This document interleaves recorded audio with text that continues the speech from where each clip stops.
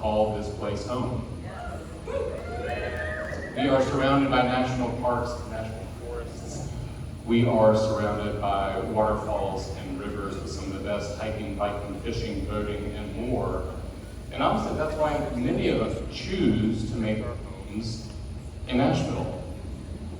What the data tells us is that's also why many businesses choose to invest in Asheville and Duncan County, in the 18 counties of Western North Carolina we're going to talk about this afternoon.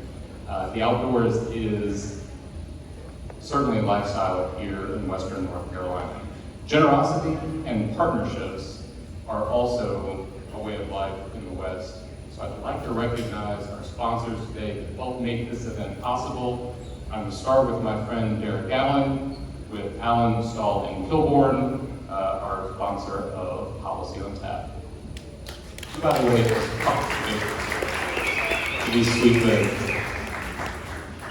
Yes, Mark, I'll get you the flatbread and center pedal and let you rock it out. So surprising you have this many people in Asheville show up for beers on 4 o'clock on a Thursday, so I'll see you outside after this. A lot of folks around the state know me and our firm as the brewery guys and gals, the brewery firm, but for us, we've really been intentional about expanding that and describing it in a way that's a craft lifestyle, and that craft lifestyle of course includes liquid beverages, but also includes outdoor gear, it includes music, it includes food, it includes an intentionality in how you live. It's really very much Asheville that we're describing when we say this craft lifestyle. I'll never forget when we did a leadership exchange with Fort Collins. As soon as we got there, the first thing they told us was Fort Collins is all about beers, bikes, and bands. And I was like, shit, that sounds like us. So I'm gonna keep saying that until it's part of Asheville's motto too. I'd love to introduce my friend. Did Jacob come up? Yeah, I'd love to introduce Jay Richardson, who's going to say a few words on behalf of our friends here at New Belgium. So Jay, come on up.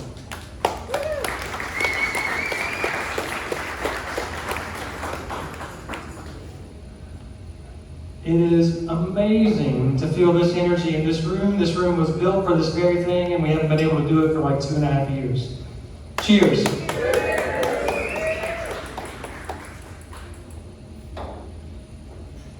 Although I can't exactly put my finger on it, there's always seemed to be some connection, definitely some overlap between the craft beer industry and the outdoor products industry. Maybe it's the lifestyle of our target consumers. Maybe it's, I don't know, check out a parking lot at a trailhead. Once people get done with whatever they just enjoy doing, it's pretty common to see a cooler come out and the tailgate comes down, and maybe it's that. Maybe it's the concern for things that are broader than just making money, like our environment.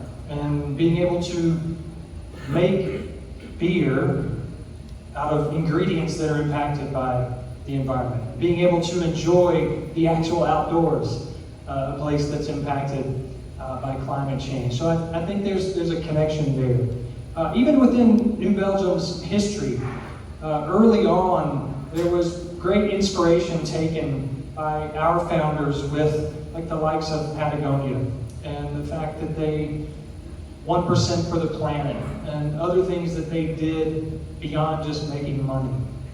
I remember our executive team even spent some time with the Patagonia executive team and the founders of Cliff Bar. This was a couple of decades ago. So there's always been we've always felt this synergy with the outdoor products industry. And then to bring it more personal to me, when my family and I moved here 8 years ago, in addition to the craft beer industry in town, the outdoor products industry I felt was especially welcoming to me and others that moved here. And some of you are in this room. So I'll always be thankful for that. The overall overlap and just the like-mindedness between the two industries. So it's not just the fact that we get to use this room again, but it just feels good to be among you people, if I could say that. enjoy and have a great summer. Thank you, Jay. Let me also thank and recognize Jay for his service as board chair for the Economic Development Coalition. I certainly appreciate your leadership and the opportunity to be here today. One more point of privilege. I want to introduce the latest hire on the leadership team at the Asheville Chamber. I'm going to embarrass you, Zach. Zach Wallace, raise your hand. Our Vice President for Public Policy. Guess what? We stole him out of the triangle. He finally woke up to his senses. He's bringing the family home to Western North Carolina. We are thrilled to have him and his knowledge of North Carolina public policy and lawmaking here in the West. So please get to know Zach. Seek him out tonight. You'll be seeing a lot more of him at this microphone because Zach, brother, this is your event. This is a policy event. All right. Guys, today we are so pleased to share with you all the results of a year-long project led by a regional collaborative of workforce development leaders in the Chamber's own Riverbird Research. This team has been focused singularly on the regional benefits and economic impacts of the outdoor service and outdoor products manufacturing industries. And I want to start by just acknowledging that partnership. Because it's relationships like these that are critical to the work of the Chamber. There's relationships like these that are critical to operations of your business, and really to understanding our collective strengths as a community, the urgent needs of our community, and the shared work of economic development across not just Duncan County, but all of the West. At the Asheville Area Chamber, my boss is in the front row, I have to share this with you. If you didn't know, our motto is, together we are more. And this partnership across the 18 counties of the West truly illustrates that. The economic highlights and the development of valuable mapping tools we're going to share today share insights from regional experts who know the local and Western North Carolina region. This knowledge lays a foundation that helps inform our planners, our policymakers, our decision makers, our economic development strategies for the next generation, and it helps us build and sustain economic resilience as a region. The Land to Sky Regional Council spearheaded this project, so let me start there. My good friend Erica Anderson, please raise your hand. Erica, thank you. You're joined today by Paul Moon and John Beck. Thank you all for your leadership. So grateful to you over the past year for your contributions to this. Along with the Chamber's own Heidi River, our Senior Director of Research for Riverbird Research. Heidi, where are you? Heidi always tries to hide in the back of the room, so I'm going to call her out. I am a lucky man to have called Heidi my colleague and my partner in crime for nearly 15 years now. Thank you for your hard work, Heidi. It's also important that we recognize the breadth of this collaboration. High Country Council of Governments, led by Phil True, and the Southwestern Commission, led by Becca Scott. That's 18 counties, y'all. And again, I'll stress how fortunate we are to have alliances such as these that work together, that pull in the same direction, and have the skill to win federal grant dollars, which this initiative did, that are dedicated to community betterment. So for starters, it's important to note that the data we're going to present today demonstrates the outdoor economy is an economic force in this region. If you didn't know it, it's a tremendous differentiator with workforce specialization that sets us apart from many other regions across the U.S. With this study, our policymakers are better able to identify where investments might further support your business growth and how that growth may further diversify our economic base.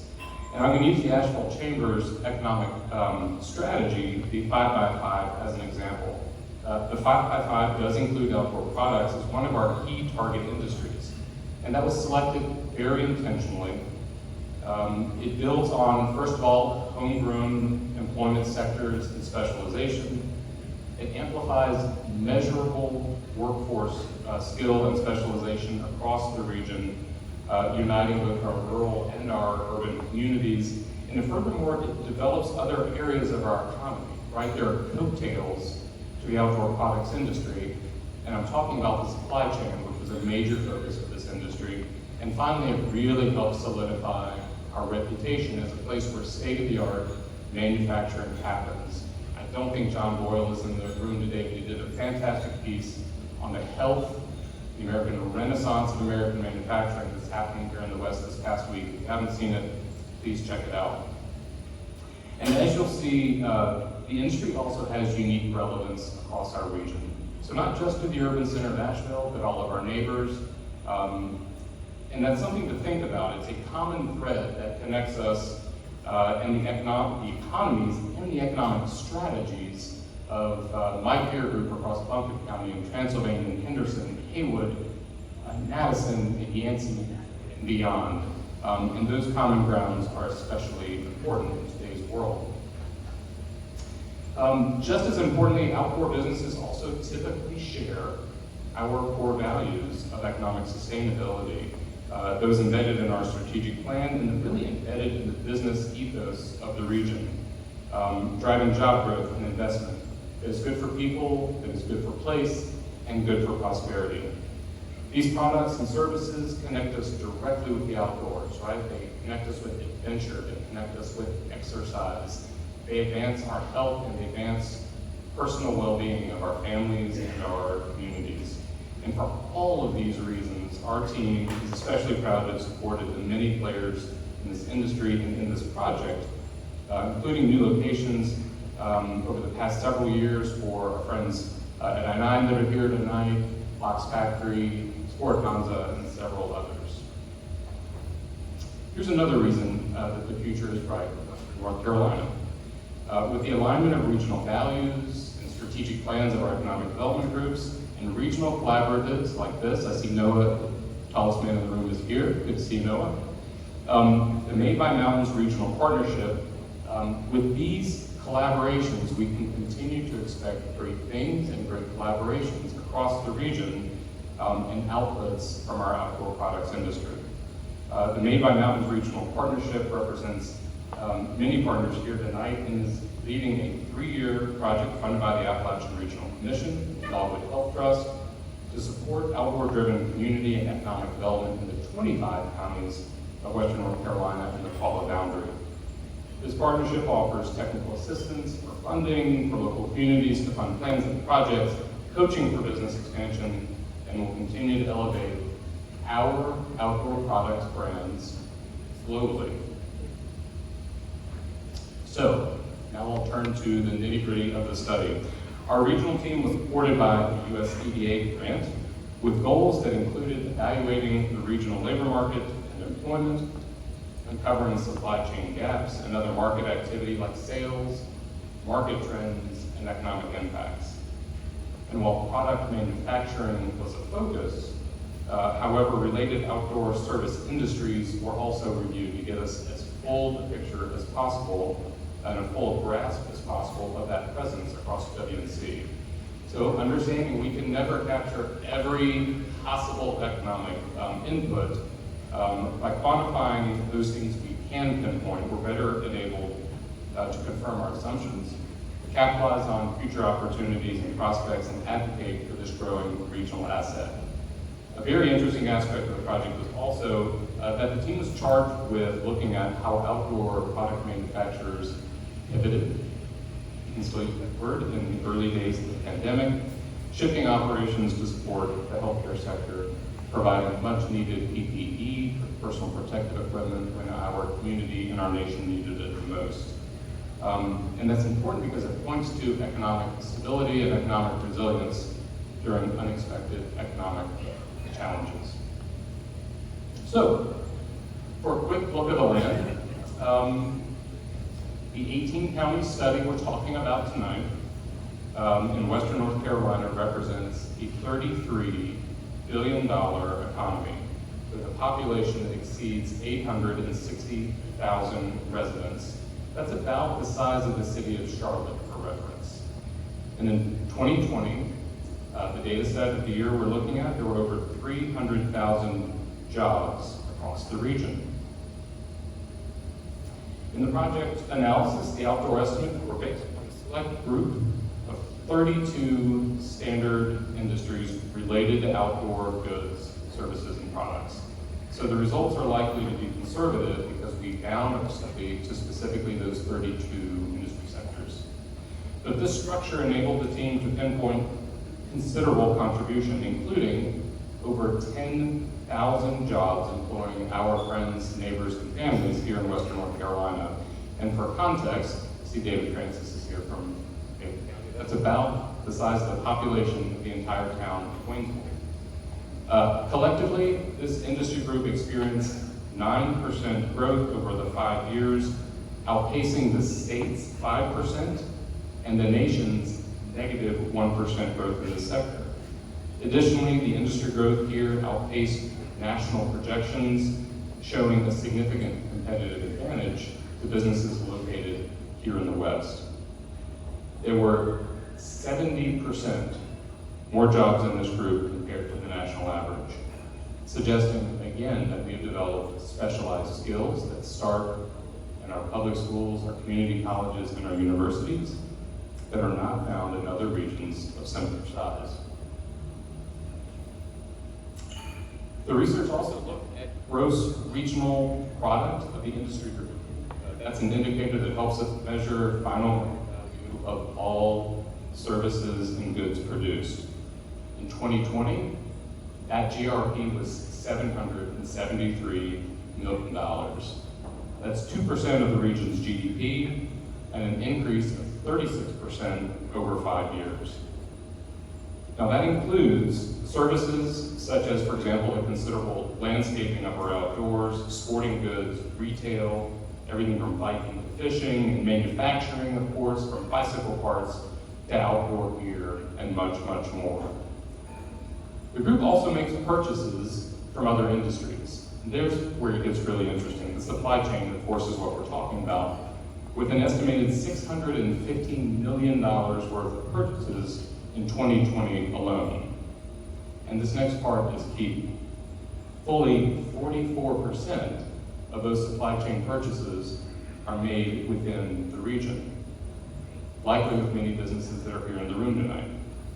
Meaning outdoor companies are supporting other area businesses through supply chain linkages.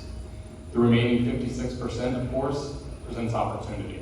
It presents opportunity for those of us in economic development strategy, it presents opportunity for outdoor product makers in the room, it presents opportunities for those businesses in the room that might be able to help us close that gap closer to home. So now we're going to turn to sales,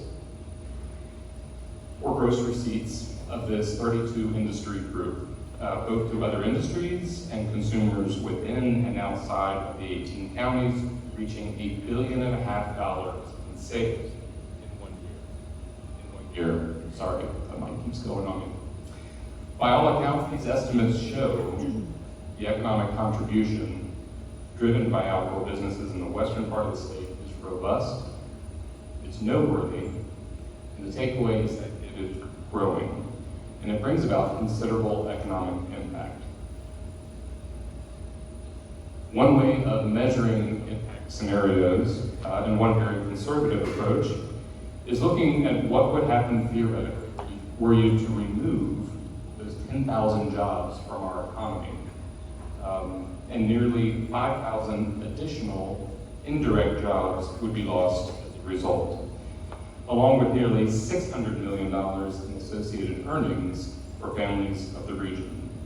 That's a significant and meaningful regional impact. So another important finding, of course, is that outdoor industries are enmeshed in other sectors of the regional economy. And one of the goals I mentioned earlier was to connect outdoor product manufacturing with that pivot to support the healthcare sector during the early stages of the pandemic. Not that any of us remember back that far. And here we do zoom specifically into outdoor manufacturing. In our 32 industry group, 7 of those were manufacturing sectors, with an estimated 700 jobs represented. And these collectively saw employment growth of 79% over the last 5 years. So again, outdoor product manufacturing saw collective job growth for 79% over those 5 years across the 18 counties of the West. And these are manufacturing sectors that include, for example, textile bags, canvas and other apparel knitting mills, bike parts manufacturing, travel, trailer, and camper manufacturing, sporting and athletic goods manufacturing, and others. Not surprising, to those of us that recall those early days, the data showed some connection between core products manufacturing and the healthcare sector. But the real stories really come from the companies themselves. I've got 2 quick examples for you. SylvanSport, that you'll hear from shortly on our panel, led by CEO Tom Dempsey, it saw their pop-up trailers used as rapid deployable shelters and triage stations outside of medical offices. And additionally, his team made about 100,000 face shields during the first year of the pandemic alone. Kinspo, a maker of high-end biking and outdoor apparel just to our east, they use their pattern making and material sourcing skills to provide cloth masks that actually earned recognition from the New York Times as being one of the best on the market. And certainly, one of the silver linings of the past 2 years are these examples, right? We all saw them in our own homes and in our own businesses, but as a region, we should all take pride in the ability of our business community to respond to disruption with this kind of community attention. So, as deliverables of the projects, the part where I invite you to get out your phone, the project team developed some really valuable mapping tools that really visually demonstrate the superior outdoor manufacturing presence, a true cluster, if you will, in the western part of the state. Tools are interactive and they show proximity to important resources such as medical technologies and educational institutions, with programs that support the outdoor talent pool. Over 70 outdoor manufacturing companies are featured, highlighting the broad regional relevance of this industry across our region. And I know the project team across the 3 councils of government are especially proud of this work, and I encourage everyone to visit the site. These tools on the site are designed to, first off, strengthen local industry. They're designed to support the expansion planning needs of that industry, and also advance recruitment goals for growing parts of our economy in Western North Carolina in really intentional ways. And they include available properties and sites for business and development opportunities. The maps and featured organizations are also a highly effective way to bring to light the outdoor cluster that's establishing Western North Carolina's reputation as the eastern capital of the U.S. outdoor industry. And that is thanks largely in part to a number of the folks we're going to be talking to tonight. I'm excited to share that beyond the study and the mapping tools and this exciting data, we'll also be producing some video content to share this compelling data-driven story both here in the community and around the nation. That project is still underway. I've got a quick preview to share with you tonight.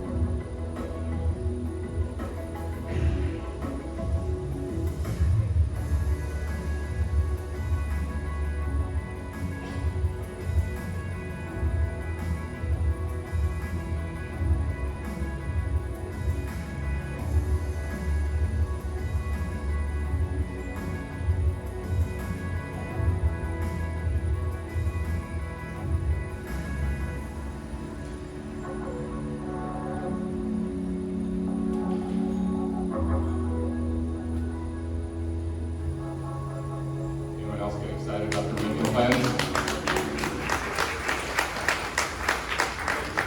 Thank you, Heidi and Jared K. from Amplified Media. We look forward to bringing the finished product to you soon. And finally, guys, tonight, to help humanize some of this data with our peers and friends from across the region, I'm going to ask Erica and Tom and Clint and Lauren come on up and take your seat. Really what we hope to do is have a quick conversation that gets the perspective of some of the significant players behind this project, as well as some of the makers of products that are driving this economy, where they've been, and a little bit of where we are going. Erica, I'll let you turn on the mic. Give us a test. Is it working? Try it. Is it good? Still working? That sounds good. All right. I'm going to start with you, Erica Anderson, representing the Land and Sky. It's a long time coming to be on this end of an ADA grant of this size. Tell us a little bit about what got you excited about this opportunity to start with, kind of the early days of pulling this project scope together. All right. Well, this is, so COVID really got this started.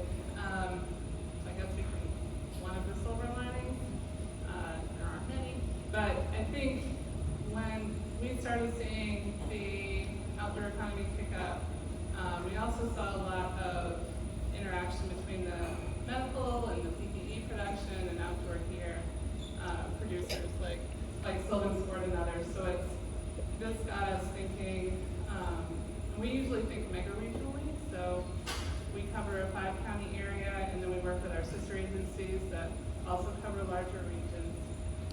Thinking about what the impact is here, is there a connection, more with medical technologies? Can we produce things locally, and can we source things locally?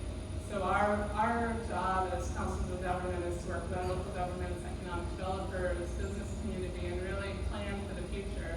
How can we create more jobs, more opportunities within the region? So one thing we really focus on is that supply chain. So one of the things we're really excited about through this process is learning about how much is sourced here locally, because that was a question we had. And wouldn't it be exciting if that was 60% sourced within the region and not 44%? And how do we make that happen? What do we need infrastructure-wise? What do we need workforce-wise in order to continue that growth?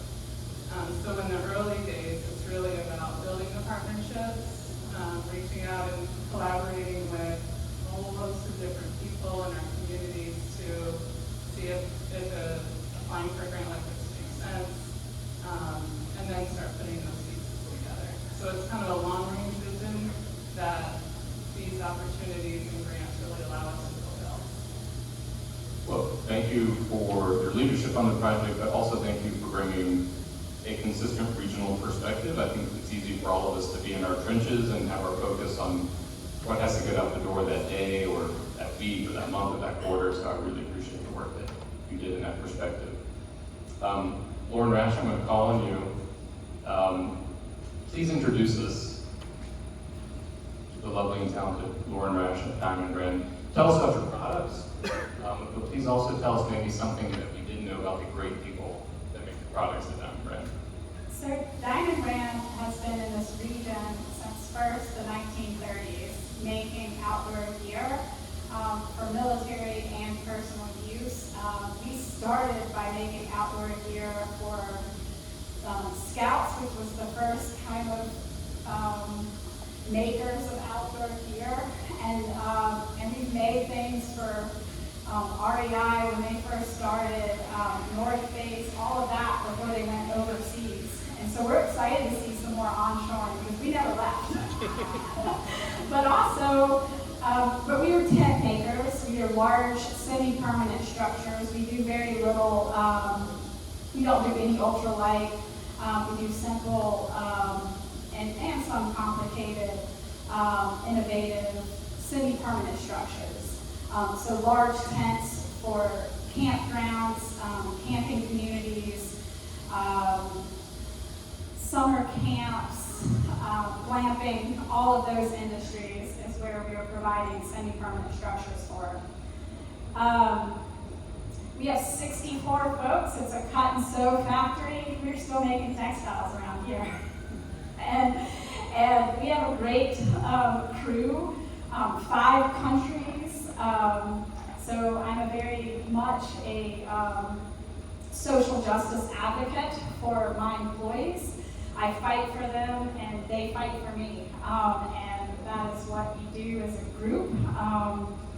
I'm very proud of the team we have and what we do every day. Thank you. I think John is in the room. I had dinner with John a couple weeks back, and I think he sold me one of those glamping tents. I'm not sure what I signed at the end of that meal, but I might be putting one in my back pasture and running it off for you guys. Tom, Dempsey, thank you for joining us today from SylvanSport. Got a great diversity of products up here. It's really just scratching the surface of the different products that come out of our region. Tell us about the SylvanSport product that really you made your name and your national reputation on. A little bit something about your workforce as well that makes you proud. Well, thank you, Clark. Thanks for inviting me. Happy to be here, and I see so many people in the room that helped us get to where we are now. So thanks to everybody in this community. SylvanSport is in Riverbird, North Carolina, and we manufacture RVs and outdoor gear. Our first product, our SylvanSport Go, is a complete reinvention of the old school pop-up camper and reinterpreted for modern, more active adventures. And so I'd like to say we reinvented the entry point to the RV industry, and our most current product, the SylvanSport Vast, is a tremendously sophisticated travel trailer. I will confidently say it's better than an Airstream. It's more technologically superior and more sound, and it's manufactured in Brevard. And I would like to say as well that historically our supply chain has come, about 70% of the dollars spent on our supply chain have come from within 100 miles of Brevard. So Fantastic. From the founding of the company, we've worked really hard to actually take that approach and make it part of our culture. I don't really have any unique stories about our employees. We have amazing people and a great team. And to me, it reflects sort of my first drive through Brevard in 1984 when I drove through on my way to climb on Looking Glass Rock. And I recall seeing this industrial plant with people standing outside, under break, and just this amazing climate. And I thought, my dream began right then, but I'd like to replicate that someday, in my way. So our team represents that. It's quite a blend of really talented people in manufacturing, design, engineering, and marketing, and the whole thing. Thank you. And joining us, my buddy Clint Spiegel. I feel like, Clint, I should always introduce you as the guy that helped me raise my son because our boys kind of grew up together. We could do a little bit of that together, didn't we? I've had a few conversations. I appreciate you being here. Also appreciate the path of growth that I've seen you on for the last few years. So tell us about your product for people that aren't familiar.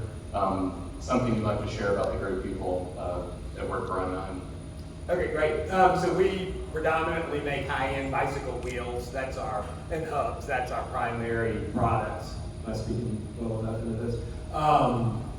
We have started developing other bicycle-type components, stems, but predominantly right now we're working on a lot of other products and certainly plan to continue that. We make the vast majority of our stuff ourselves. Try to buy as much locally and in this country as we possibly can. But we try to do get the best stuff that we can throughout the world. It's not like our own mission statement to do it locally, but we like to. And doing it ourselves, we feel like we're better at it because of it. This is a great area for workforce for anything in the outdoor industry because the vast majority of our employees are passionate cyclists. And when you have somebody passionate about what they're doing, they do a better job, they contribute more, quality is better, innovation is better, ideas are better. So I feel very fortunate to have a company that benefits from the culture of this group. correct me on this date, Clint, because one of the first things we actually did together on a work basis was draft a press release for the 40th anniversary of Turnamics, which is in many ways both the parent and the parent organization for Industry 9. So how long is the organization if we date all the way back to Turnamics and then in Duncan County? Yeah, so my father actually started a contract manufacturing business, basically the same age as I am, 53 years ago. Started it with one person, probably was my mother in all reality. I learned to walk on the plant floor, but grew, through the years, and that's where we had the manufacturing expertise that has allowed us to make our own stuff versus, like a lot in the outdoor industry, outsourcing to Asia, which is necessary and useful and beneficial, but the skills that allowed us to do what we're able to do, very, very much originated with my father and when he started. And like I said, 53 years ago. So we employ 30 people now, I think, 140 now. Fantastic. I think a good place to start this conversation in a way that we all will relate to is I'd love to hear each of our makers talk about their experience over the last 2 years. What has been interesting to note that unlike 2008, where we saw the near sort of total shutdown of the American consumer habit, not every industry necessarily saw that impact in the pandemic, and the outdoor products industry was one that had some real highlights and pockets of success. So talk about what COVID meant, not just to your place of work, but to your business and your sales over the last few years. Well, certainly was the business to be in during the pandemic. I didn't expect that to be the case. We actually started doing some pivoting towards, things that might help during the pandemic. We helped Kids Stow for a while, and then also tried to get involved in things that our manufacturer would allow, restroom ventilators, stuff like that. Fortunately, none of that stuff really got much traction, and within a couple of months, it became apparent that it's going to be a whole new world for us. So we essentially doubled in size during the course of this pandemic, and in retrospect, I suppose it makes sense. I did not think people would be buying expensive bicycle wheels, but Anybody buy bikes during the pandemic? I see some. Holy cow! A few hands went up. I think that's maybe the lowest percentage of any group I've been in lately. Everybody's a mountain biker, it seems like these days. But it was great. I mean, obviously a challenge, making our own stuff. Supply chain wasn't as big of an issue as for a lot of people. Labor, training new people, and then, of course, the social ramifications of taking care of safety, people's motions during it. Of course, all very challenging, but it was a great business to be in for sure. I'm curious to hear about your experience at Sylvan. Yeah, I think the most challenging part of it early on was no one really knew what the next hour was going to bring. So in the first part of the pandemic, when we shut down, like many businesses, well, we didn't actually shut down, but there was, I think an executive order to shut down businesses. We had, by the time that came, we had already decided we were going to make PPE. And that came about because our trailer and camping gear manufacturing came to an abrupt stop. And we didn't want to let anyone, lose any employment. So within, I think, a week or two of that, really March 20th was kind of a key date. I made the decision to make face shields, and we got an employee in Bangkok who did some sourcing for us and put him on the hunt for all kinds of PPE that couldn't be found here in the States at the time, and just started working the phones. And we prototyped a face shield. Within 4 days, we were in production, and I remember that we had to make a commitment. We had to decide how many we were going to make because the materials were flying out the door fast, and we literally ordered, I think, enough to make about 100,000. And 2 days later, all the materials were gone, and anybody who didn't order them didn't have them. So we got very fortunate that we did it quickly. But one of the best moves I made was I emailed Nathan Ramsey guy board call, would you let me go on? And within about 5 minutes of being on that board call, I think I had 100 emails in my inbox from, folks that were on that call meeting stuff. So that really represents the collaboration between the systems that you guys work to build and the private industry that I've worked to build. So we are lucky actually at the Chamber to have Lauren as a board member, so I know a number of these stories, some she can and can't tell, but we'd love to hear you share your stories about the outlook Diamond Brands experience in those first 2 years. Yeah, so we also, fortunate or unfortunate, to have a government contract awarded to us right before the pandemic. Unfortunate only because you're locked in price for 5 years and you don't know inflation and the cost of materials went out the roof at the same time. Fortunate in that we never shut down. We never lost a day of work. In fact, we were required by the federal government to stay open. So we pivoted quickly on lots of our workforce to make government contract things. We also make helicopter covers for the U.S. government through a third party. So that kept us going. And then we wanted to help our other industry folks. So we cut gowns, hospital gowns in the evening to give those, and masks to give those to other folks so that they could sew and stay in business. We didn't sew them because we wanted other people to have a piece of that pie, and they had the workforce that they needed to stay and work. So we cut in the evenings so that they could maintain. And we sewed things during the day. Interesting because our main people that buy our semi-permanent tents are summer camps and that, and of course they were all shut down, so they weren't buying tents because they didn't know when they were going to open again. So some of that decreased in sales, but then glamping industry increased. So individuals who wanted to put those tents in their backyard and buy more off the website for their own space and their own, to get out of the house and create a new space in their backyard or on their properties or what have you, that increased. And so now this year with the pandemic, it's somewhat behind us, although creeping in and out, it is, now it's both, right? As summer camps and glamping. So we're starting to see a decent amount of growth overall. Okay, so you've got a microphone in your hand, you've got a room full of, we'll call them 75, 100 business leaders in Western North Carolina.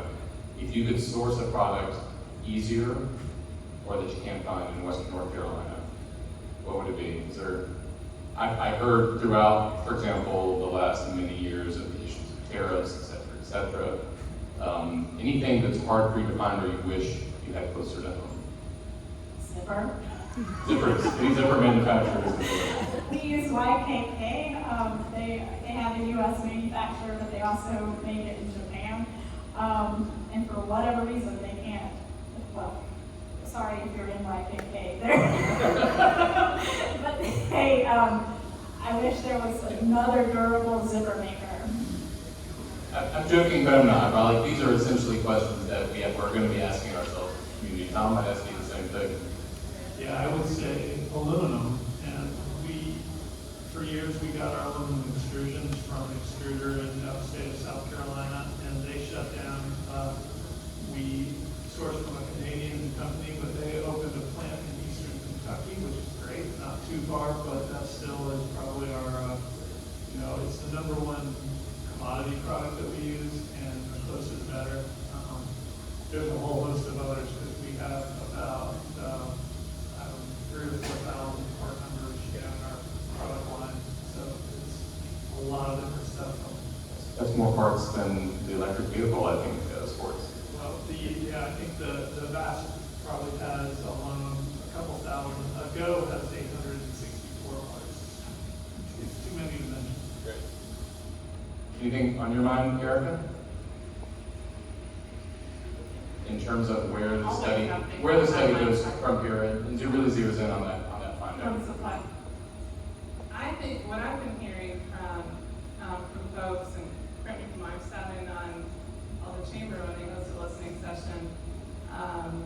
more we can source within the region, within 100 miles or 200 miles or whatever that looks like, one, the lower the cost to produce that, but two, it gives opportunity for others to participate in that market. So as we learn more, I'd love to learn more from folks about aluminum, that's interesting. I'll file that away, is what the needs are, what we can talk to our partners about, because some of the data, if you check the website out, is you'll see our region's the hub, we have the most businesses, but there's an awful lot of opportunity in the farther western counties, in the high country area, just to our east. So we're really looking at what can be done in those other areas and what needs to be in place to create those opportunities that we have here and bring more opportunity to rural areas. So that's one thing that is always in my mind. I'm going to actually add, if anyone wants to start a powder coating business or more, we have enough business to actually make you break even from right out the gate, so let me know. Powder coating, that's the headline. You know, that question is so deep, you know, in terms of what it probably really means. I could probably say aluminum extrusions would be nice too, but you know, I feel, you know, our supply chain and what we make ourselves, or when we have a problem, you know, we'll try to make it ourselves. But obviously the normal practices lately in just about any industry, but certainly the outdoor industry, are a group of designers or people that have ideas and kind of like, this is great for that. You know, you're out there, you're living it, you're coming up with these ideas. And then you come up with the design, you send it to Asia, you have it manufactured.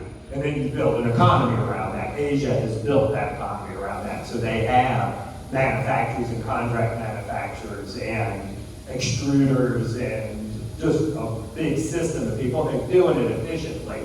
U.S. contract manufacturers, which I was one before, I mean, it's still them, but minor compared to Industry 9. But that was hollowed out in the late 90s.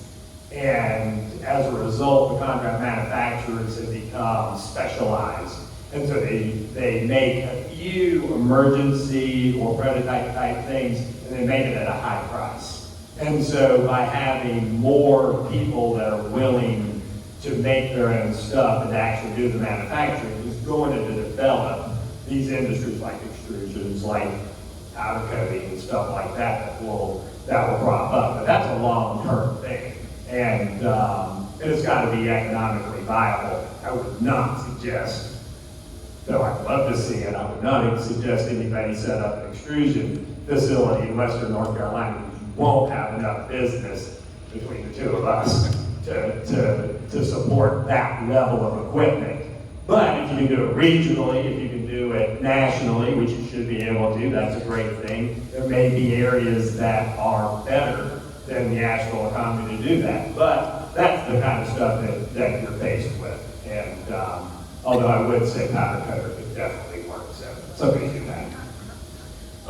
I want to say thanks to each of you all. I want to let you all and our friends get back to a cold beer. So I'm going to close with the softball. What's your crystal ball say for the next 2 years in your business and outdoor products as a whole?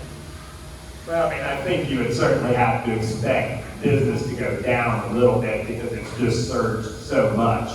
But that's, like if the baseline has been growing here, we have a big blip, it'll come back down. But I think it's still going to be higher than previously, and more people have free leisure time, so they are finding ways to enjoy that time, and the outdoor world is going to be big. So, I mean, I think it's going to be a great industry to be in, for sure. Generational demographic shifts, I think, those are the hobbies, and that's how people are spending money.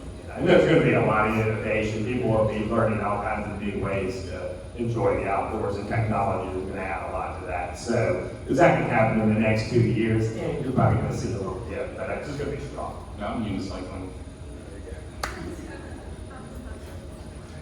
Coming from a product design perspective, I'll share what I think is the roadmap to the future, and it is the popularity of outdoor pursuits over the last couple of years. The explosion has created a couple of opportunities, and combine that with climate change, they go hand in hand. And so what I mean is that the extreme pressure on public places for the, where people use all our gear means that people are trying to find alternative places. So hence the explosion of Hip Camp and Tenter and Harvest Host, these alternatives to public lands that people can enjoy. People are also seeking to do things outdoors at all 12 months of the year versus just the summer season. So it's crazy, we see our users now camping in December and January and whatnot. So those trends drive the need for solutions that meet them. So products that make you more comfortable camping in the cold or the extreme heat, the seasons that you normally wouldn't. Products that allow you to enjoy the outdoors in places that are less, than the traditional state park, national forest sort of thing. So those are the kind of things that we're looking at. What can we do to make those experiences not only more comfortable, but facilitate them?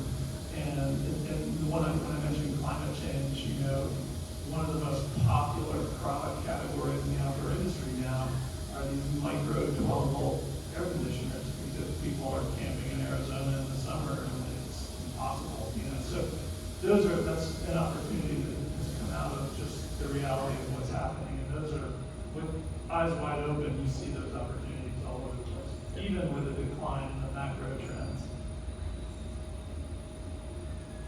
So I think we see more and more folks getting out and so tents with stove jacks so they can have wood stoves in the winter time, and all of those things is ways that we have to innovate too.